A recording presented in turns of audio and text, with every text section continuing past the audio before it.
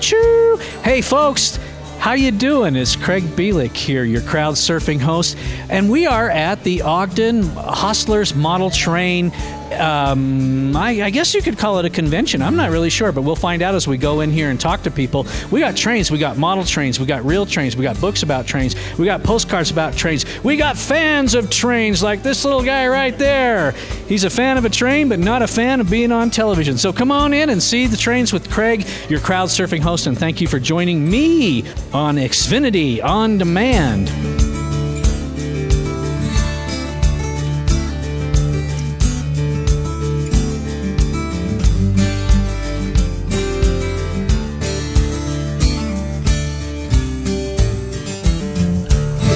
Model trains, real trains, and books about trains, right? Okay. But these are children's books. So tell me who you are, explain what this is about, and then we'll go from there. Okay. It's Usborne Books and More, and we're a children's publisher, and we focus on educational books for children of all ages. And so we have stuff from toddler on up to through teenage years. And I can show you any that you'd like to see. Yeah, let's take a look at these because I love books, okay? I'm not much of a train guy, I got to admit that, okay? But I love books, and I love children's books. I probably have more children's books than adults' book at my house. Easier for me to read. They're easier for everyone to read, but these are fantastic. So everywhere at this festival, you find all of these, I'm not sure what they're called, probably landscapes or models or something like that. And so that's why I'm going to ask an expert. Who do I have right here? Okay, my name is Tim McMahon. I'm with the Sherman Hill Model Railroad Club in Cheyenne, Wyoming. My home's in Colorado Springs. Well, welcome out to Utah. Thank you. Good to be here. Yeah. So what do you call this? Is this a diorama or a model or what is it? This is a modular HO scale model railroad. It's in Cheyenne, Wyoming. We brought it over here on Thursday. We've got about 2/3 of the total club layout here. The modules are either 6 feet in length, 4 feet, or 2 feet. They're all individually built, and each club member has a module that they take care of typically. So check this one out. Little dump trucks and front loaders and everything. Tell me about this. I don't know this module, but individual members of the club build these, and then we to certain standards so we can match them all up. Yeah. And it doesn't say who did it, but this is I think this is a new one. And, people just come up with whatever they want to build. No kidding. So do you have one here? No, I don't have. I don't have the room for one where I live. So. Yeah. This is one that has various tracks in it. It has 3 different tracks, and you wind up the train, and they go around the tracks. Oh, I see. So there's this little train right here, right? Yes. And you wind it up, and then it just kind of drives its way all the way through there? Yes, it goes through, and children and adults love it. They love watching the train go. Another favorite is our Touchy Philly, that yellow one right there. Wait a minute, Touchy Philly? Touchy Philly. I thought you had to go to a special store to get those kind of books. These are for babies. Oh, these are baby books. Okay, well. Come on, let's go over here and take a look at one. While I've got you here. And somebody builds all of this stuff by hand, right? That's correct. Many of these are built from scratch. Some of these are built from kits. Yeah. This particular grain elevator is built from scratch right from scratch, right? So these are probably like Pringles cans or something. Well, they could be. I don't know what they are, but in this particular case, it's built from scratch. Yeah. But you like this stuff? Yeah, like a lot of others, my father got me started in it, and back in the early '70s, my parents got me a little N-scale set. Yeah. And I also do HO because the club has HO, and I've got my own trains. So when I show up here, I help out. And you like trains. There's no other way to put it. You didn't even tell me your name. Terry Bush. Okay, Terry. So here we go, the Touchy Feely book. Touchy Feelies, they have a different texture on every page. So the babies love to play with those. And this is a great way to introduce them, if they're a train lover, to the trains at the very young age. But we got them for all different topics, too. So. Yeah, that is really cool. And I imagine these are popular. You do a lot of these shows? I've done a few train shows, but we do all kinds of booths. So in our modern world of Facebook and online games and all that kind of stuff, is there still room for model trains? Well, I think that the crowd here gives you the answer to that question. This is a great hobby. There's plenty of different aspects to this hobby. Many people like to work on the scenery. Some like to work on the electronics. Some like to work just to operate trains. Many folks in this hobby are former railroaders. Many of us are not. But anybody who has any interest in working with their hands, solving problems, building scenery, doing those kinds of things, is a great hobby for those who have good imagination and a little spare time. And there's plenty of people around to mentor younger people who want to get started. Well, these are fabulous. So I have another question for you. Is that it? That's a POW bracelet on your arm. Yeah, MIA. Yeah. Yeah. How long have you had that? I mean, that's probably 40 years old. 95 when I was driving truck with a guy, and he gave it to me, and I recently found out that the guy's been found and he's been returned to Salt Lake. But you still wear it. I want to remember him. No kidding. You serve yourself? Yeah, I was in the Air Force. I'll be darned.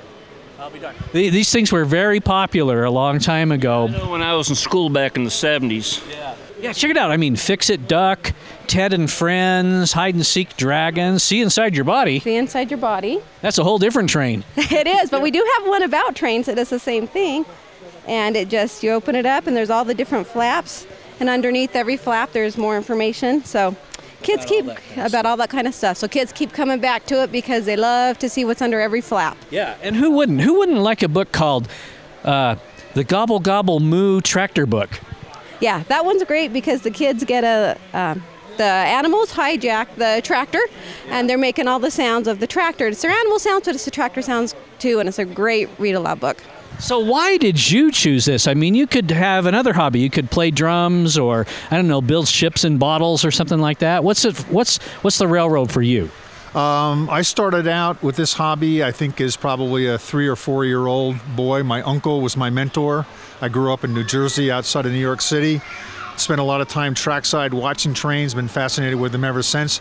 I'm retired U.S. Air Force, actually, 32 years in the U.S. Air Force. And this hobby was pretty much set aside during much of that career. And when I retired a few years ago, I picked the hobby back up. Great part of this hobby is the friends that you get to meet and meeting folks like we have here at this show. It's a lot of fun. So let's do an endorsement here. Why don't you look right there at the camera and tell everybody to come to the Hostlers Model Railroad Show in Ogden, Utah. Excuse me, what again? Line? Just tell everybody to come down and look at the trains. Come on down to the train show and enjoy. There's lots to see. It's for the whole family. That's right. That's right. Couldn't said it any better. Thank you. You're welcome. Okay, so folks out there that are watching and maybe can't come down the train show today, how could they find out more about you and these books?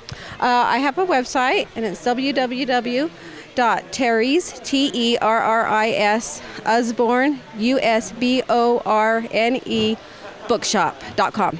Well, you know what? Thank you for your service in the Air Force, but it's too bad we didn't have like the train force. You know, why wasn't there the U.S. train force? Because that would have been perfect for you. It's called the Union Pacific Railroad. Oh, okay. Very good. That's an interesting question, because here's something I've never understood. What's the difference between Union Pacific and Southern Pacific? Well, Southern Pacific is now a part of the Union Pacific. That merger occurred in the late 1990s or middle 1990s. See how much attention I pay? Well, it wouldn't be a train show without kids who like trains. Look, I can't even get this guy's attention away from that train. He's like, what's your name? Aaron. And Aaron, you like trains, buddy? Yes. Yeah. What kind of trains? Any kind. Any kind of trains, huh? Who's that right there? That is the... No, this guy right here. That's my little brother Samuel. Oh, okay. It took you a minute to remember that, didn't it? Yeah. And give me an idea, just as we get ready to part out of here. What do these things cost? Like, how much does the Gobble Gobble Moo Moo tractor book cost? This one is $16. Most of our touchy-feelies are about $10. Yeah. So most of our books are about $10-ish. Some of them go up. These ones are a little bit more, the specialty ones, but $10 to $15 are most of them. Well, we're wishing you all the success in the world here at the train show. I hope you sell a lot of books, and I hope the kids go home happy. All right, thank you. Yeah. When the Transcontinental Railroad was built, it was the Central Pacific that moved from Sacramento over here to Promontory, and then it was the Union Pacific from Council Bluffs, Iowa out to Promontory. They eventually became one railroad in the Union Pacific. But you'll see some of the representation of those heritage railroads here today. Southern Pacific and Western Pacific are both represented on this railroad. And then today, of course, UP and the Burlington Northern Santa Fe are the two largest railroads in the country. Well, I couldn't have said it any better, and you know what? You got fans lining up right there waiting to come and chat and see your railroad. So thank you for your time. My pleasure. This is a great part of the hobby, is meeting folks like this. And thanks for coming by. You have a toy train? Yeah. Yeah, it took you a minute to remember that too, didn't it? Didn't it? You don't want to talk to me, do you? You want to look at these trains, huh? Yes, I do. Okay, I don't blame you. I'm going to let you. You know what? That's okay, because that's what this show is all about. It's like, look at the trains. You like trains, buddy? Yeah. What kind of trains? Thomas the Train. Yeah, Thomas the Train. Is he here? Uh-huh. Yeah? Yep. Man, for a second I thought this was a Star Trek convention. Look at that console over there. What's the deal with that? We just run one for each track, and It's your wife calling. Hey, you're on television. I just saw you. yeah, we just run one engine on each power supply, keep it nice and easy for the train show, so we can talk to people and not have to worry about the trains crashing. And This is really complicated and really cool. thanks. We've been happy with it. It's worked well for us over the years. You know what? Everywhere I look, there are kids looking at trains. Not that you're a kid, okay? I'm not saying that you're a kid, because you're probably like are you a teenager yet? Not necessarily. Not necessarily. What does that mean? Are you like you're 11 or something? Yeah, okay, cool. Do you like trains? What's going on here? Well, there's just a lot of train displays, and yeah, I like trains. Of course you do. Everybody likes trains, right? What do you like about them? I mean, is it the fact that they move? Is it the fact that they're kind of big machines, or what's the appeal of trains for you, buddy? Just like how much they can pull and how strong they are. Yeah, they are really cool. What does a train sound like? Choo choo. That's right. Is that what it sounds like?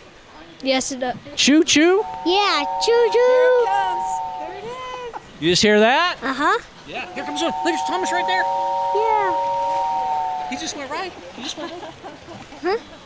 Tell me who you are and who we are when you say we're happy. I'm with the Color Country T-Track Club. We're from Washington County, so we've come up a long ways for this, but we like to see the kids coming around. They make the show for us. It's so nice to see the kids' eyes light up, and makes us really happy. Yeah, I'm just watching. Look at this little guy right there running like crazy so that he can get a good look at it and all that other kind of stuff. That's got to be a big reward in itself. So how much time do you put into this? We've had this layout about 8 years now, and we add a little more each year, and just keep adding to it. Next year we're going to add another table or two, and it just keeps growing. So I don't know. I'm kind of not with it, but is that like Pacific Rim? Do you know what that is? Yes, I think that is. Yeah. What's Pacific Rim doing in the train? I have no clue. I don't. I have no clue either, but I know what that is right there. That's tracks. Yeah. Right? We should get on tracks and ride. Yeah. You think that would hold us? Not on those tracks. Not on those tracks. Probably not. Tell me to quit bugging you so you can look at trains. Uh-huh. So they go like, and they shuffle along, and they go like, chugga chugga choo choo. Couldn't have said it any better myself, folks. Thanks for your time. Okay, so is this the speed? This thing right there, that's the speed? yeah, they control all the speeds on the tracks and how much power is going in. Wow.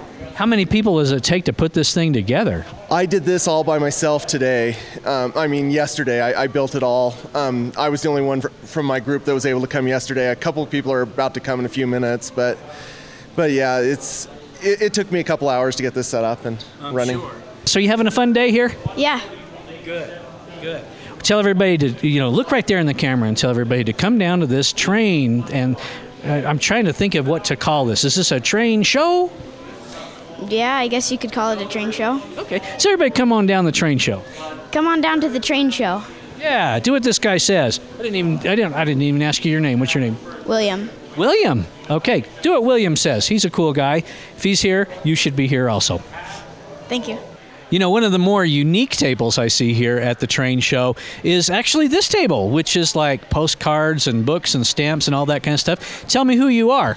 I'm Al Peterson from Colorado Springs. The business name's The Rail Philatelist. Been doing this now since, I started collecting in 75, and I've been doing this as a business since 83.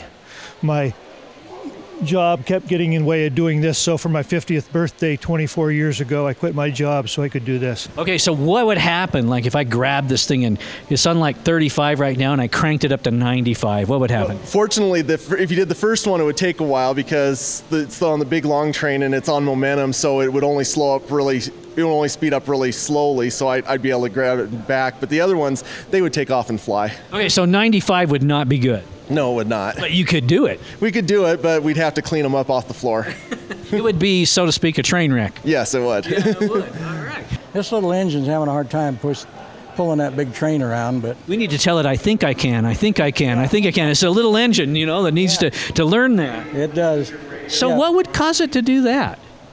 What, spin? Yeah. Well, this is too big a load for that size locomotive, and I was just trying to pull it around here so the other guy can get his big boy hooked onto it and go that way with it. Aha, we need a bigger engine. Yeah. Engineers know this kind of stuff. Yeah. For the folks out there watching on TV, describe what this is. It's basically anything paper related to railroads. So, as you said, postcards, stock certificates, stamps, railroad passes, magazines, books. Basically, it's called railroad ephemera.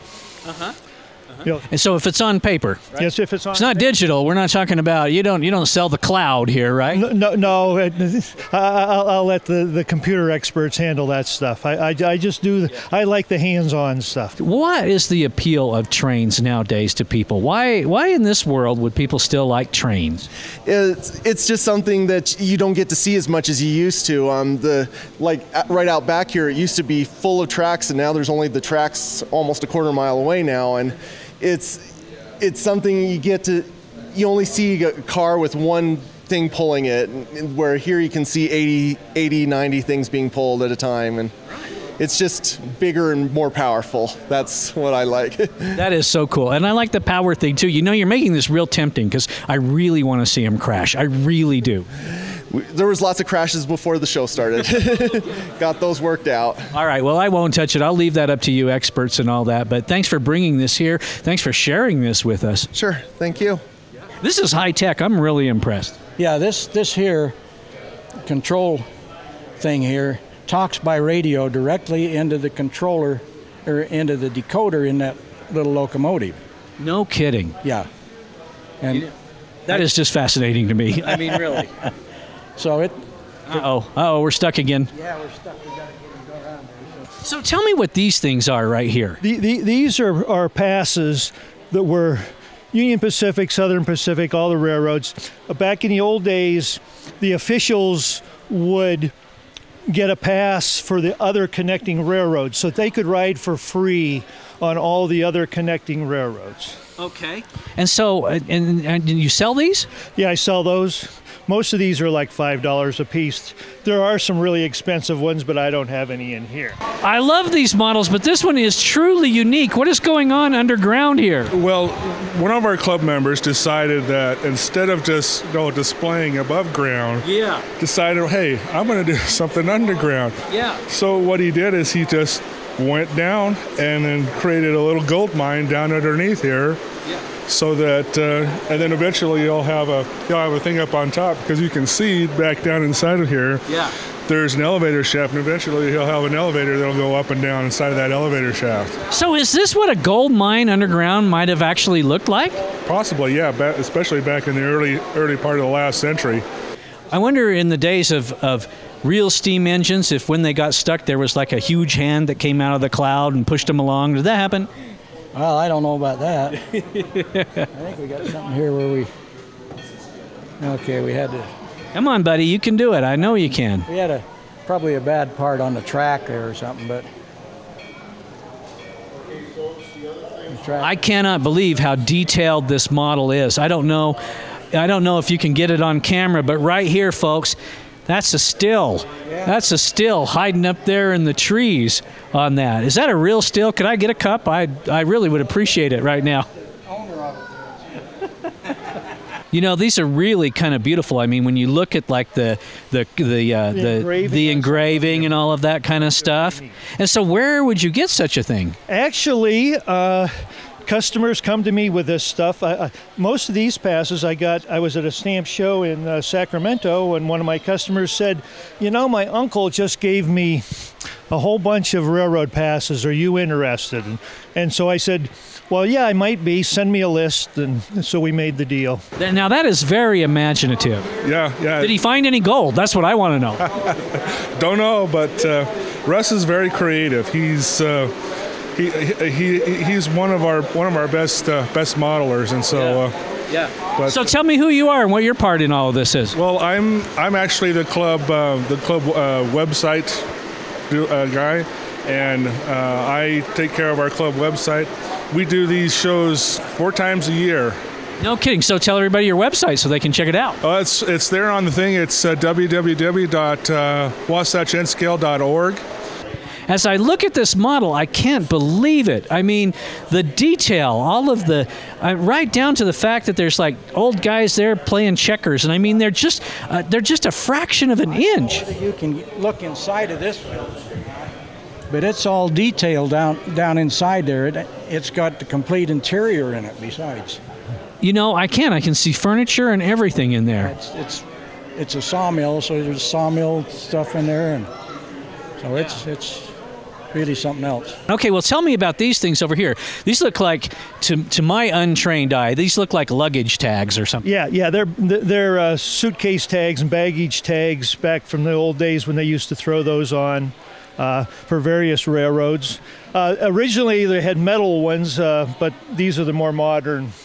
But even these are 40 or 50 years old. And these are real. Like this is Mrs. Nadler on it. Hey, Mrs. Nadler, we've got your luggage tag right here. You went to Chicago, Illinois on December 28, 1970. Mrs. Nadler, call us. We've got your tag. All right. Yeah. That's good. Yeah. We're an N-scale group. Most of our club members live in Salt Lake, but we have one guy that lives in Grantsville, one guy that lives in Bountiful, one guy that lives in Ogden, so we kind of take everybody in. So what is N-scale? Well, N-scale was originally created, it's actually the distance between the rails, 9 millimeters between the rails. Okay. So that's how it was named, was N-scale, is because of the distance between the rails. N probably stood for 9. Yeah. Pretty smart, huh? Yeah, that's right. I went to school. Yeah, exactly right. We got, people going to church and city hall. That's a wedding going on right there, you notice. Wedding going on, and there's going to be a funeral later today. They're digging the grave down there. This is incredible. They're actually digging a grave over there. I just like the detail in this. Someone spent a lot of time. Yeah, he did. The guy that built these unfortunately passed away last year. I'm sorry. But he told his wife he wanted these to stay in our group here so that they can always be displayed. Well, that's very generous of them, I think, and to share this. Kids are walking around here with their eyes big as saucers, man. Yeah. Yeah. Well, thanks for your time. You told me you didn't have time, but I just made you anyway. Right. Yeah. Okay. Good. Thank you. I've seen trains of every size here. I mean, total engines that you could put like in your shirt pocket and all the way to the big rail trains out here. What are these trains? Okay, these trains are what's called garden railway trains. You don't have to run them outside, but the track is specially designed so that it can be set up outdoors and left. Some people like little decorative ponds or gnomes in their backyards. Our club members have actual running railroads in their backyards. It's an excellent hobby because it brings you in touch with nature. The only downside might be if your neighbor's cat is asleep in the tunnel. So people like this stuff, huh? I do, anyway. Yeah. And quite a few other do, but some of us are dying off now, so it's kind of a dying hobby in that sense compared to the models. Yeah, well, my father is from Buffalo, New York, and he loves trains. So if I was going to say, hey, show me something that I could give my dad that he would like, what would that be? Buffalo. Everything. Actually, well, he would like most of it, but off the top of my head, I'm not sure I've got anything strictly from Buffalo, but I grew up near there myself, so... So you know where I'm talking about then? Well, yeah, in fact, my sister lived there for a while. I grew up about 100 miles from there, just in Pennsylvania. One of the things I like about N-scale is you can do just as much detail work an end scale, especially nowadays, as you can in some of the larger scales. It used to be when end scale first came out, there wasn't as much for it as there is now, but now there's like tons and tons and tons. And you can do just about anything you want to in end scale. And you can do a lot more in the same amount of space at the end scale that you could do with some of the other scales. What I like about this, too, is you guys provide the scales over there. Because I have never really understood the scales. But you go all the way from G, which is the garden, down to Z. Is that correct? That is correct. We actually use this quite a bit when we're doing the railroading merit badge with the Boy Scouts, because show and tell works a lot better than tell when you're explaining the different sizes of model trains that are available. And everybody has their own preferences. It's nice that there's a variety, so you can choose whatever works best for you. Yeah. This is what works for us, and we enjoy sharing our hobby. What's your most popular selling item? Most popular selling item typically are these coins. These were the 50th anniversary of the Zephyrs record-setting speed run from Denver to Chicago in 1933. These were put out in '83, and for $1, it's a good souvenir. Yeah, it's really cool. I would have said it was this. See this? That's a playing. It's a playing card, but look, it's got like a babe on it. Right? Yeah. Yeah, I like that. Well, unfortunately, that's the only one I've got, so it doesn't sell that well. Okay. What else can you show us about this model, or I guess layout, or I'm not sure what kind of term to use? Well, what we've done here with our setup is we've created one big gigantic loop. Now you'll notice he's coming back around here with his train, and he'll go all the way around the other side, over here to the other loop, over here, and then he'll come back around, and it's just one big gigantic loop. And so what we do is, when we go to these shows, as we just piece together our modules, they fit together specific, they have a specific height and the distance between the rails here, and we just piece them together, join them together, and then we can run however big or however small of a layout we want to. I think this is fantastic. I'm kind of fond of these bigger ones, to be honest with you. Well, they are a lot of fun, and they're very good for hands-on type stuff, and they're very close to real because of their size. There's a lot of little things you don't have to worry about. Sometimes you have to worry about the big things because, just like anything else, you get what you pay for. That's correct. That's correct. So do you actually own one of these? That is actually my little Percy engine running around there in its short loop. He's very close friends with Thomas the Tank Engine.